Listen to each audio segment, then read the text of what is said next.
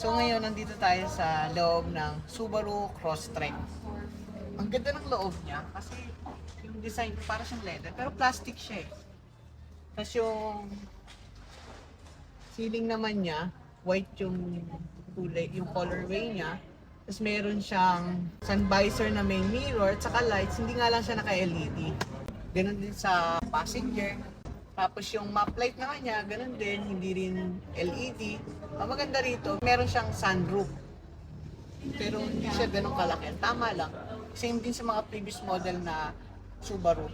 Tapos yung sa passenger naman, makikita nyo rito kung naka-seatbelt pa sila sa likod.